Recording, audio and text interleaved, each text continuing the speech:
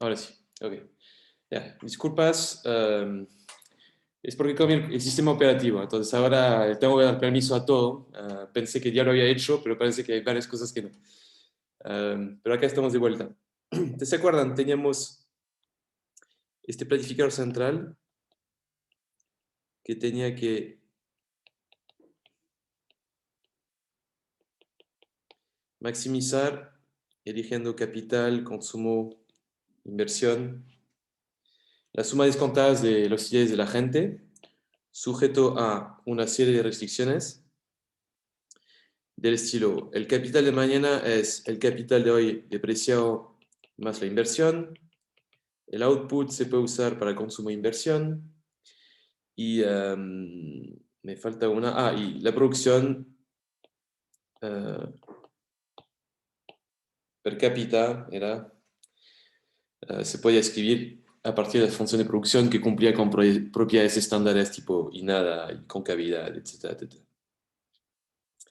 Ok, entonces, este modelo básicamente les mostré cómo sacar una ecuación de Euler que era um, la siguiente.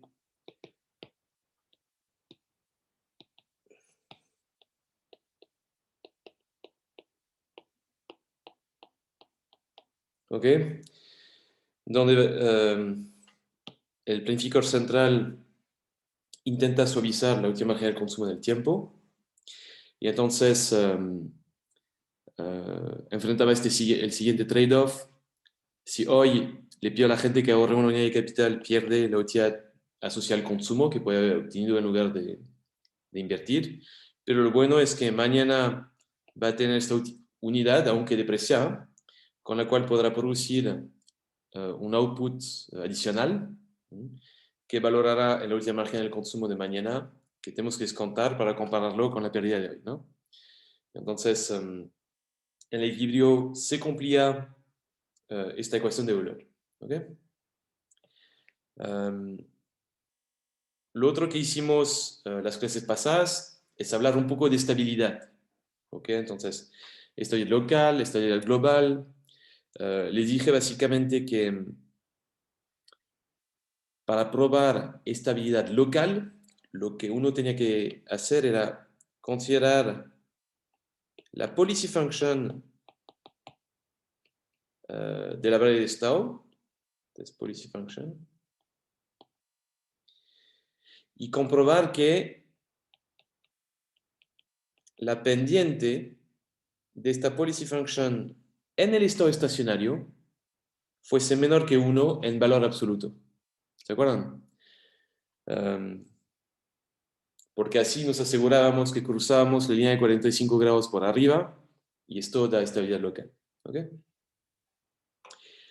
Y por fin, habíamos dicho que esta pendiente, además, es información útil para conocer la velocidad de convergencia al estado estacionario. Cuanto más cercano al valor 1 en valor absoluto estamos, más lentamente vamos a converger. Y cuanto más cercano a 0 estamos, más rápidamente vamos a converger. Entonces ya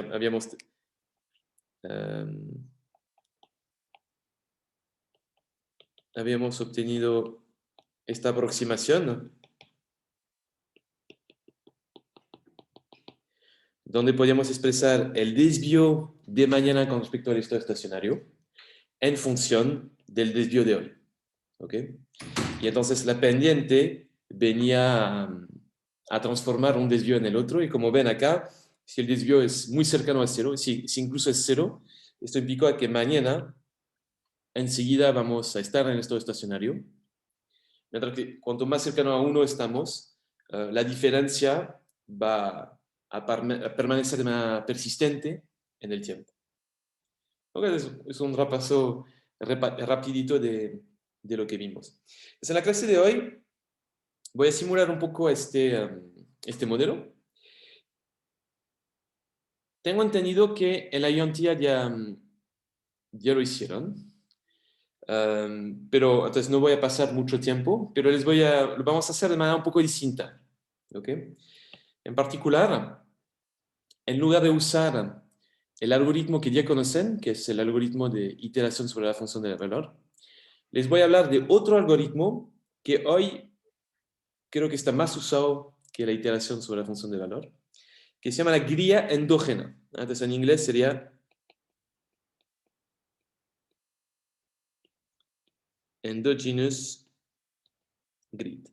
¿Ok? Entonces, ¿cuál va a ser la idea detrás de la grilla endógena? La grilla endógena, ok, típicamente, como lo hemos hecho nosotros cuando hacíamos iteración sobre la función de valor, supongamos que queremos maximizar una función f de x y queremos buscar el x dado. Lo que hacíamos era fijarnos una grilla de x, evaluar f en esta grilla,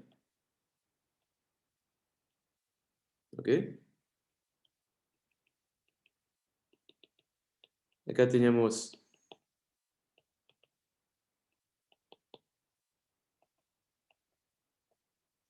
y buscábamos el valor máximo, ¿ok? En particular, en este ejemplo gráfico que les he dado, esto sería el máximo que corresponde a este x en particular, ¿ok? ¿Cuál es la desventaja de esto? Es que en realidad la grilla con probabilidad 1 nunca va a contener el máximo, ¿ok? Entonces podemos tener un valor cercano al máximo, pero nunca vamos a tener el máximo. En particular, por ejemplo, en este ejemplo, si la función verdadera es esta, igual lo he hecho bastante cerca, pero supongamos que acá está el máximo. Como ven, acá no tengo este punto en la grilla, ¿ok? Entonces potencialmente puedo tener un error de aproximación que va a ser esta distancia que he agregado, ¿ok? Que se debe al hecho de que armamos una grilla, ¿ya? Y este error lo vamos a hacer en cada iteración. Entonces, en cada iteración que estamos maximizando, vamos a agregar un errorcito de ese estilo. Entonces, se va a acumular a través de las iteraciones y esto puede hacer que al final las policy function y value function que aproximamos no sean tan bonitas porque se han acumulado varios errores de aproximación chiquititos. ¿Ok? La grilla endógena tiene su nombre justamente porque el algoritmo va a buscar la grilla tal que estamos en el máximo. ¿Ok? Entonces, en lugar de ir desde abajo y decir, ok, acá está el máximo que corresponde a este x de acá, vamos a hacer lo contrario, vamos a buscar el máximo y preguntarnos cuál es el x correspondiente. ¿Ok? Entonces, es decir, está la función f de x. Vamos a ir directamente al máximo y armar la grilla de x directamente como funciona este máximo. ¿Ok? ¿Cómo lo vamos a hacer? Vamos a iterar sobre la ecuación de Euler. Antes, como sabemos, la ecuación de Euler es una propiedad del óptimo. ¿Ok? En el óptimo se cumple la ecuación de Euler. ¿Ok? Sin embargo, ¿se acuerdan qué cuidado teníamos que tener al momento de caracterizar el óptimo con la ecuación de Euler? ¿Alguien se acuerda? ¿Qué problemas había con la ecuación de Euler cuando queríamos caracterizar el óptimo?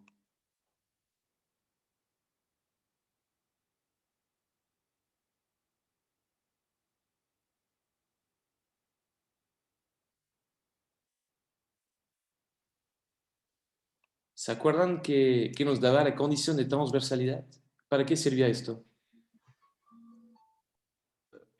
Que la ecuación de Euler satisfacía múltiples trayectorias que como de consumo. En cambio, cuando le imponíamos la condición de transversalidad, llegábamos a la única que soluciona el problema. Exactamente. Entonces, digamos, el óptimo cumple con la ecuación de Euler, pero hay muchas trayectorias que cumplen con la ecuación de Euler, no solo el óptimo, ¿eh? considerar además la condición de transversalidad nos permite identificar la única, como bien dijo Vicente, que es consistente con el óptimo. ¿Ok? Entonces, vamos a iterar sobre la ecuación de Euler, ¿eh? Pero está este problema, que es que en realidad potencialmente podría considerar una trayectoria de consumo que no es el óptimo. ¿Ya? Entonces, ¿qué vamos a hacer? Vamos a fijar el modelo en tiempo finito y vamos a hacer dos cosas. En tiempo finito conocemos la solución en el último periodo, la solución óptima. ¿Ok? Es básicamente me como todo lo que tengo de capital. ¿Ok? Y además sabemos, o creemos más bien, pero bueno, lo sabemos a esta altura, que cuando iteramos muchas veces sobre la ecuación de Euler, en algún momento mi modelo en tiempo finito se va a acercar a un contexto de modelo de tiempo infinito. ¿Ok? Y entonces esta es la manera de cómo vamos a iterar sobre la función de Euler. ¿Ah? Pero es importante fijarlo como en tiempo finito, ¿ah? Inicialmente, como para estar seguro que estamos en la trayectoria óptima. ¿Ah? Y esto nos permite hacer un poco el mismo trabajo que, que la condición de transversalidad. ¿Ya? Ok, entonces básicamente, si vuelvo a la ecuación de Euler que está acá, ¿ok? En mi primera iteración voy a obtener acá un ct menos 1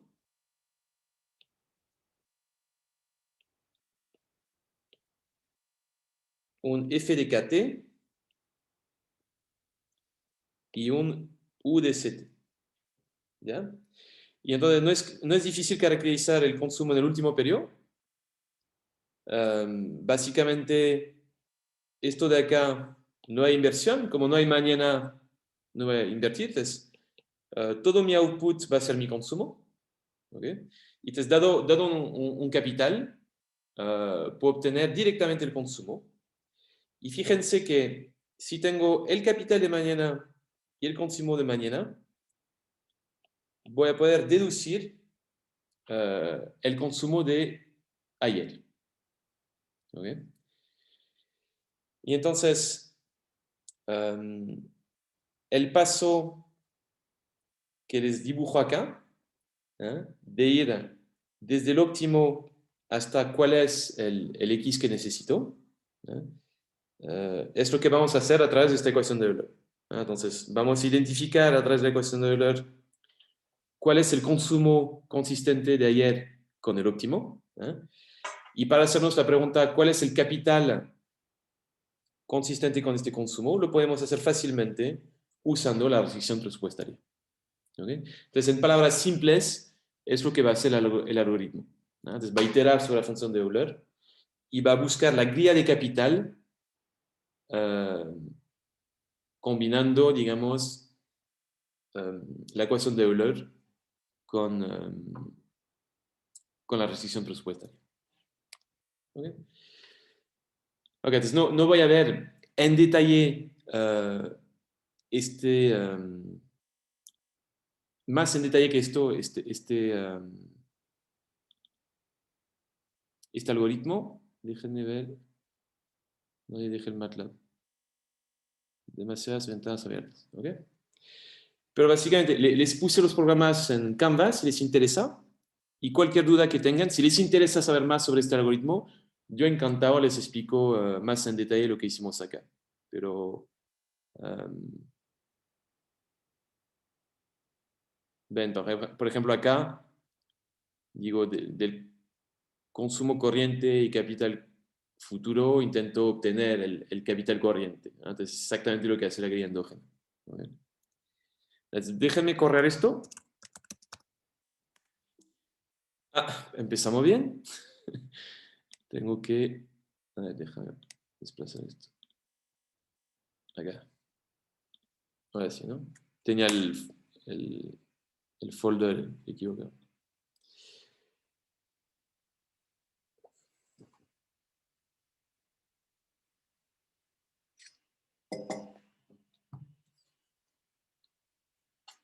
Sí, hay que... Creo que Zoom no ayuda, pero... hay que ser paciente con el Señor.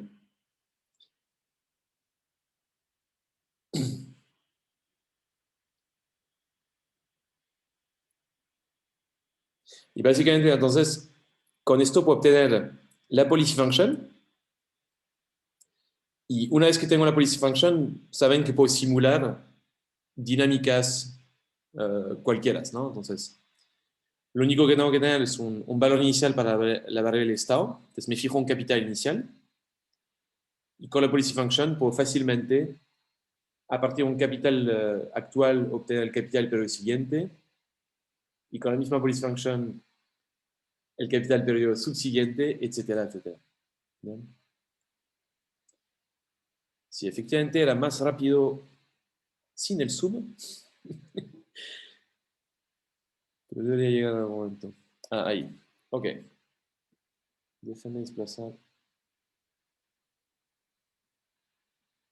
Primero, ups. Dale. Ahí. Ok. ¿Ven esta figura 2? Esta figura 2 la voy a poner un poco más grande. Nos da una versión de la policy function que es en el eje de las i's el capital de mañana. Entonces puse next capital stock, significa el stock de capital en el periodo T más 1. Y en el eje de las X, el current capital stock, dado un capital corriente, ¿no? Entonces, la variable de estado es la que está en las abscisas y nos permite este gráfico conocer el valor de el capital de mañana. ¿Okay? Y fíjense entonces, en este gráfico tengo la línea sólida, que es mi policy function, y agregué una línea de 45 grados. ¿No? ¿Por qué agregué esta línea de 45 grados? Sé que la pregunta es fácil, pero ¿qué me permite saber esta línea de 45 grados? Para garantizar la estabilidad local. Pero algo más simple que esto, ¿qué puedo identificar antes? Estacionario. Exactamente, puedo ver el estado estacionario, muy bien. Y está por acá, ¿no? Donde cruza. Entonces, el estado estacionario está por acá. Y como bien dijo Vicente, una vez que tengo el estado estacionario, creo que fue Vicente, ¿no? Puedo chequear estabilidad local, por ejemplo, ¿no? Y, ¿qué dirías acá, Vicente? ¿Parece estable el estado estacionario o no? Sí, porque corta por arriba la línea 45. Sí. Ahora, lo otro que habíamos dicho hace un segundo, bueno, hace unos minutos, habíamos hablado de la velocidad de convergencia. Viendo este gráfico hacia ojo, ¿qué dirían? ¿La convergencia es rápida o es lenta? Creo que es lenta. ¿Y por qué dices que es lenta, Gabriel? ¿Es la respuesta correcta? ¿Pero por qué dirías que es lenta? Porque está cercana a uno de las pendientes. Sí, efectivamente, la pendiente de la policy function parece cercana a la pendiente de la línea de 45 grados. ¿Okay? Entonces, esto implica que debemos converger despacio hacia el estado estacionario. Ahora, es subjetivo, ¿no? Uno puede armar un gráfico, si hago zoom sobre el estado estacionario, a medida que hago zoom, mi pendiente se va a ver cada vez más así, ¿no? Por cómo uno arma el gráfico, ¿no? Pero pareciera que es relativamente, no es tan rápida la convergencia, ¿no? ¿Qué más les puedo comentar? Bueno, les quería comentar esas cosas. Ah, sí, una cosa adicional. Una cosa interesante es que esta policy function como que parece un poco una recta, ¿no? Entonces, no es una recta, pero parece casi lineal, ¿no? ¿Ok? Y se acuerdan lo que les había dicho, ¿no? Que entonces, esta vida local se checa mirando la pendiente de esta policy function en el estado estacionario, ¿no? Pero en realidad era una conclusión que podíamos sacar solo un epsilon al lado del estado estacionario. ¿Ok?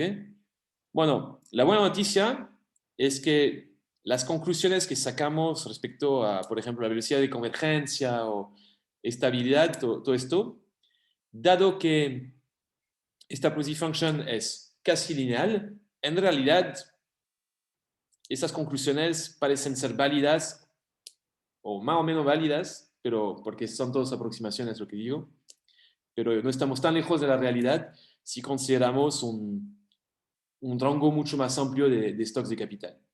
¿Okay? De hecho, en teoría macro 2 van a haber métodos cuyo objetivo es calcular una policy function, bueno, aproximarla, y básicamente considerar una aproximación lineal de esas policy function. ¿Okay? Entonces, en lugar de considerar la negra que tengo acá, en teoría macro 2, van a considerar la tangente en el estado estacionario. ¿Eh? Pero lo bueno en el caso de este modelo, ven que la tangente y la negra son muy parecidas. Entonces, esto le da validez a esos métodos. Ok, pues esos son los primeros comentarios que quise hacer sobre la policy function. Acá tengo una parecida, pero para el consumo. Ahora, la del consumo no puede haber estabilidad porque, digamos, no es la variable de estado que tengo acá. Tengo el consumo como funciona la variable de estado, pero no puedo ver estabilidad. Para ver estabilidad lo puedo hacer con esta de acá, que es la del capital. ¿Sí? Y, ahí. Y lo otro que puedo hacer es fijarme un valor de capital inicial y ver un poco cómo converge hacia el estado estacionario. ¿Okay? Entonces lo que hice acá, si recuerdo bien, déjame chequear, pero creo que estoy un 5% por debajo del estado estacionario. Sí, acá lo tengo. Simulation starting with capital stock 5% below steady state.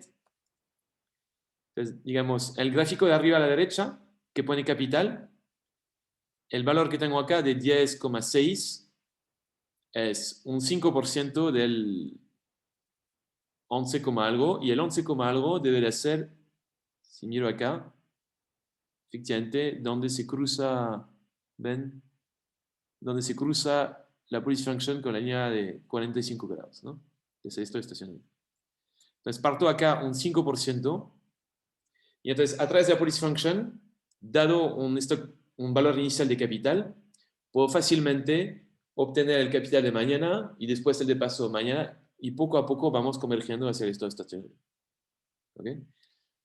Acá sube el stock de capital, porque si vuelvo a mi policy function, estoy a la izquierda del estado estacionario, y bueno, a la izquierda voy a acumular más capital que lo que tengo, estoy arriba de la línea de 45 grados, entonces va a subir mi stock de capital, y poco a poco converger hacia el valor del estado estacionario. Okay, ya ven acá que en 20 periodos ya estoy bastante cerca. Y bueno, una vez que tengo mi capital, puedo obtener qué es mi variable de estado. ¿Se acuerdan? Si conozco la trayectoria de la variable de estado, después puedo conocer el resto. Como por ejemplo, una cosa muy fácil de deducir es el output. Ahí es fácil, uso la función de producción y entonces lo mismo, a medida que acumulo más capital, bueno, puedo producir más. ¿Okay? Y después tengo tres otros gráficos. El consumo, para obtenerlo, puedo usar la policy function, bueno, o uso la policy function del consumo que ya les mostré, o dado que ya tengo la trayectoria del capital, usando la restricción presupuestaria también puedo deducir el consumo. Entonces hay como dos maneras de hacerlo. Y me imagino que acá lo que hice fue usar la policy function que ya había armado, ¿no? Y acá, bueno, a medida que voy acumulando más capital, bueno, el modelo no es que tiene cosas muy profundas, vamos consumiendo más porque la economía va produciendo cada vez más, entonces al tener más recursos podemos consumir más. Y tenemos otras cosas, la inversión acá, que es muy alta y después va cayendo de poco a poco. ¿Okay? ¿Por qué tendría esta pinta la inversión? Porque va a ser muy alta al principio y después va a caer poco a poco. Porque inicialmente se está muy lejos del estado estacionario y luego se va acercando. Sí, exactamente. Es lo que está pasando acá. ¿Ok? Y entonces, bueno, acá no, cerca del 20, como que ya no me voy a, ya no me voy a mover mucho. Entonces no necesito invertir mucho para llegar. Ahora, el último gráfico, que es la tasa de interés, es un gráfico un poco trampa, ¿no? Porque les había dicho que quería resolver acá el planificador central, ¿no? ¿Y qué caracteriza el planificador central? ¿Cómo se diferencia del guío descentralizado? ¿No hay precio? No hay precios, entonces en teoría no tengo la tasa de interés. Pero cómo puedo obtener la tasa de interés entonces? ¿Qué habíamos dicho?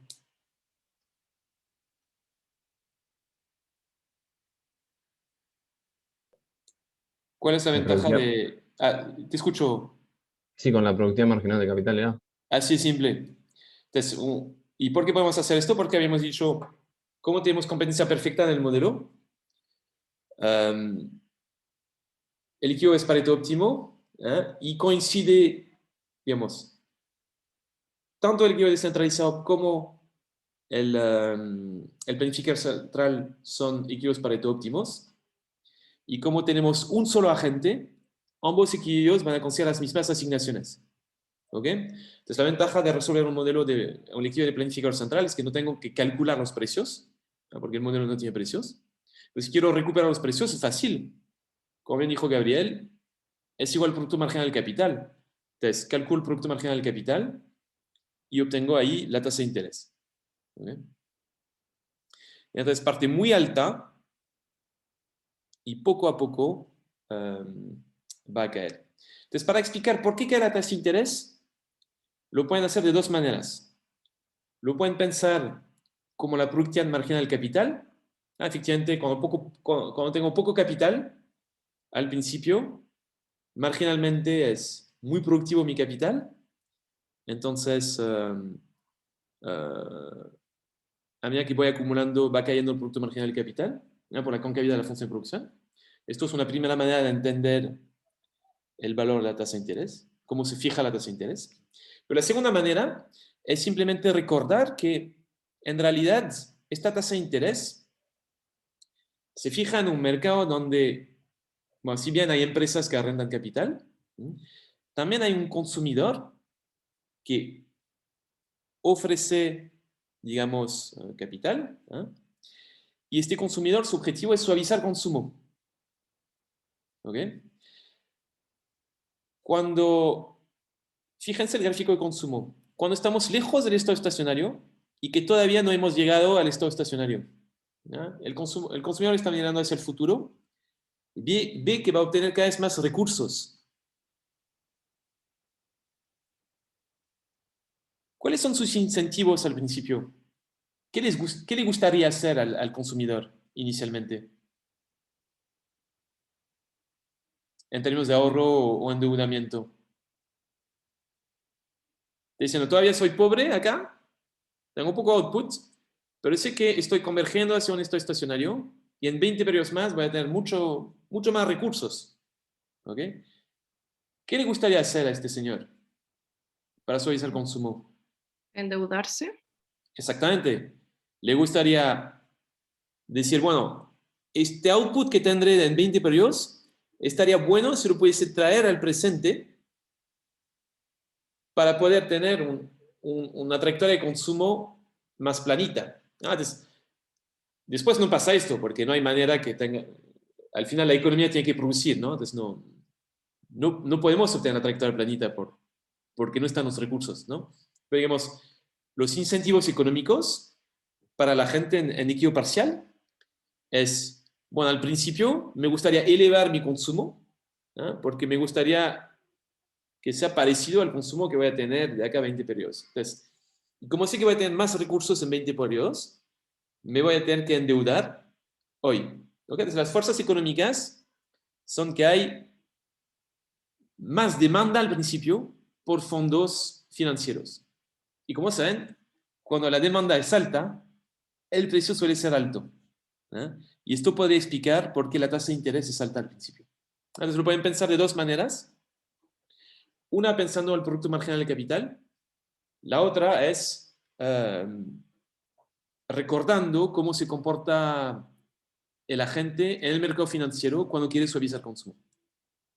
Esta segunda manera, aunque acá en este modelo da igual, típicamente es la manera que les va a permitir entender mejor el modelo en versiones más complicadas de este modelo. ¿Ok?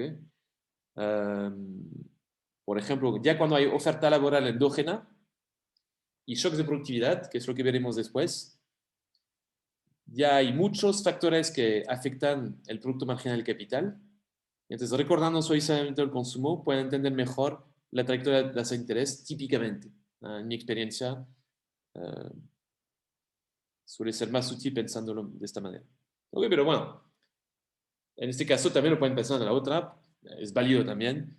Al principio tengo mucho capital, entonces, poco para capital, perdón. Producto marginal de capital alto debido a la concavidad de la función de utilidad. ¿Ya? Ok, entonces esto es una simulación del modelo neoclásico de crecimiento. Okay. Con esta simulación voy a dar este capítulo por cerrado y vamos a hacer una pausa ahora y les voy a presentar después de la pausa una versión del modelo donde vamos a agregar dos cosas. Primero, vamos a poner incertidumbre y considerar una TFP que puede fluctuar en el tiempo. Entonces, esto nos va a permitir tener ciclos en el modelo. La primera cosa. Y la segunda cosa que vamos a hacer es tener una oferta laboral endógena. ¿Okay? Entonces, vamos a suponer que la utilidad, además de depender del consumo, va a depender del ocio. Y entonces la gente va a enfrentar este trade-off entre consumo y ocio y va a hacer que a veces va a querer trabajar más horas, a veces trabajar menos horas. Y esto va a permitir, por ejemplo, amplificar los ciclos. Va a amplificar los ciclos porque típicamente en una recesión, si es que los sueldos son más bajos, tengo menos incentivos para trabajar en el modelo, ¿no?